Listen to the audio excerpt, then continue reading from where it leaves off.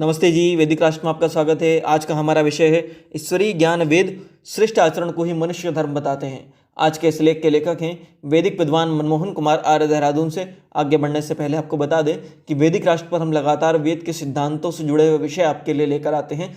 इसीलिए वैदिक राष्ट्र को लाइक करें, शेयर करें, सब्सक्राइब करें, बेल आइकन की घंटी को दबा दें और अपने कीमती सुझाव कमेंट अवश्य करें। वेद प्रचार के इस अमूल्य कार्य में हमारा सहयोग करें। आइए विषय की ओर चलते हैं। धर्म और आचरण पर विचार करने पर ज्ञात होता है कि धर्म शुभ और श्रेष्ठ आचरण को कहा जाता है। जो श्रेष्ठ आचरण होते हैं उनका करना धर्म, और जो निंदित तथा मनुष्य की आत्मा को गिराने वाले कम आचरण होते हैं वह अधर्म और निंदित होते हैं। वेदों में मनुष्यों को श्रेष्ठ आचरणों की शिक्षा दी गई है, जिससे मनुष्य की सर्वांगीण उन्नति होती है। अतः सदाचार ही धर्म और असद्व्यवहार का आचरण ही अधर्म है। वैदिक धर्म विद्या और श्रेष्ठ आचरण से युक्त एकमात्र धर्म है।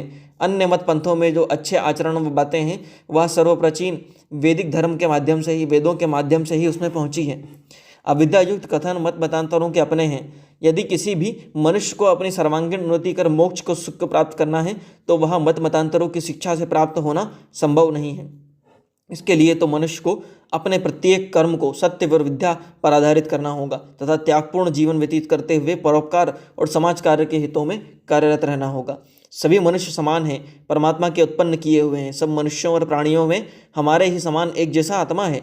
अतः किसी भी विद्यायुक्त धार्मिक मनुष्य को किसी भी मनुष्य व प्राणी को कष्ट नहीं पहुंचाना चाहिए। जो ऐसा करते हैं वह धार्मिक कहलाकर भी वास्तव में धार्मिक नहीं होते। सबको इस संबंध में अपने पूर्वाग्रहों को छोड़कर सत्यार्थ प्रकाश में दिए ऋषि दयानंद के विचारों के परिप्रेक्ष्य में विचार करना चाहिए। सत्यार्थ प्रकाश का 10वां समोल्लास आचार, अनाचार, भक्ष, अभक्ष पर विषय पर है। इसे सब मनुष्यों को पढ़ना चाहिए और इसकी भावना को जानकर समझकर सत्य का ग्रहण और असत्य का त्याग करना चाहिए। इसी समोल्लास में ऋषि दयानंद ने मनुस्मृति के आधार पर आचरण विषयक जो विचार प्रस्तुत किए हैं उनको हम यहाँ प्रस्तुत कर रहे हैं। ऋषि दयानंद कहते हैं कि मनुष्य को सदा इस बात का ध्यान रखना चाहिए कि जिसका सेवन राग द्वेष रहित विद्वान लोग नित्य करते हैं, जिसको मनुष्य का हृदय अर्थात आत्मा सत्य कर्तव्य जाने, वही धर्म माननीय और करणीय होता है। ऋषि ने यहाँ सत्पुरुष विद्वानों के अनुसार आचरण करने सहित अपनी आत्मा के जिसे कर्तव्य माने उसी का करना धर्म बताते हैं। इसमें किसी को भी शायद कोई आपत्ति नहीं हो सकती। ऋषि यह भी कहते हैं कि इस संसार में अत्यंत कामात्मता और निष्कामता श्रेष्ठ नहीं है। वह कहते हैं कि वेदार्थ ज्ञान वेदोक्त कर्म करने से ही मनुष्य की सब कामनाएं सिद्ध होती हैं। ऋषि दयानंद कहते हैं कि यदि कोई मनुष्य यह कहे कि वह निष्काम कर्म अर्थात कामना रहित है तो वह हो सकता है, तो वह ऐसा कभी नहीं हो सकता। पूर्ण निष्काम अर्थात सभी कामनाओं से मुक्त इसीलिए नहीं हो सकता क्योंकि सब काम अर्थात यज्ञ, सत्यभाषा आदि, व्रत, यम, नियम रूपी धर्म आदि संकल्प से ही बनते हैं। यह संकल्प भी एक प्रकार से कामना पूर्ति के लिए ही किए जाते हैं। ऋषि दयानंद एक महत्वपूर्ण बात यह भी बताते हैं कि मनुष्य अपने हाथ, पैर, नेत्र, मन को जिन जिन कामों में चलाता है और अर्थात उनसे काम लेता है वह भी कामना से ही चलते हैं। यदि मनुष्य में कामना न हो तो आँख का खोलना बंद करना संभव नहीं है। अतः कामना होने से ही मनुष्य का जीवन चलता है। पूर्ण निष्काम और कामना रहित कोई भी मनुष्य कदापि नहीं हो सकता। वेदों में निर्दिष्ट उपयुक्त धर्म व आचरण करने से मनुष्य को क्या लाभ होता है, इसके पक्ष में मनुस्मृति के श्लोक के आधार पर वह कहते हैं कि जो मनुष्य वेदोक्त धर्म और जो वेदों के विरुद्ध मनुस्मृति आदि स्मृतियों में निर्दिष्ट धर्म का अनुष्ठान करता है वह इस लोक में कीर्ति और मरने के बाद सर्वोत्तम सुख अमृतमय मोक्ष को प्राप्त होता है। लोक में कीर्ति व मोक्ष के सुख से बढ़कर धन संपदा और सुख कोई नहीं है, ऐसा वैदिक साहित्य में पढ़ने और सांसारिक सुखों की इसकी तुलना करने पर विदित होता है। ऋषि कहते हैं कि श्रुति वेद को कहते हैं, स्मृति धर्मशास्त्र को कहते हैं। इनका अध्ययन कर मनुष्य को अपनी सभी कर्तव्यों और अकर्तव्यों का निश्चय करना चाहिए।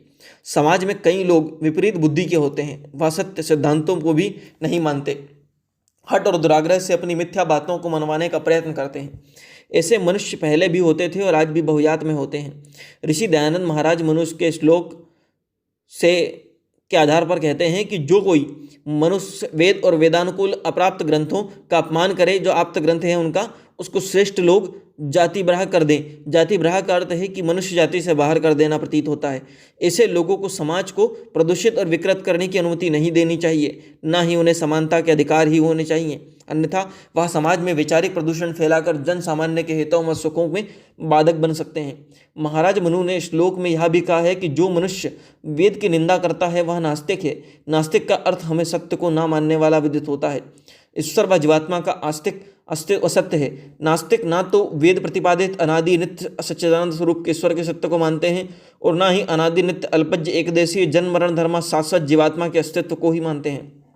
मनुस्मृति की यह बात भी सत्य है, सर्वमान्य और रटाक्य प्रतीत होती है कि वेद स्मृतियों सत्पुरुषों के आचरण व अपने आत्मा के ज्ञान से अविरुद्ध विप्र आचरण ये 4 धर्म के लक्षण हैं, अर्थात इन्हीं से धर्म लक्षित होता है। इसी के साथ यह बात भी सत्य है कि जो मनुष्य द्रव्यों के लोभ और काम अर्थात विषय सेवा में फंसा हुआ नहीं होता उसी को धर्म का ज्ञान होता है। जो धर्म को जानने की इच्छा करे उसके लिए वेद ही परम प्रमाण है। इस सृष्टि में समाज में ऐसे अनेक मनुष्य व समूह आ जाते हैं जिनके विषय में कह सकते हैं कि वह धर्म व संपत्ति और सुखों के मोह में फंसे हुए हैं।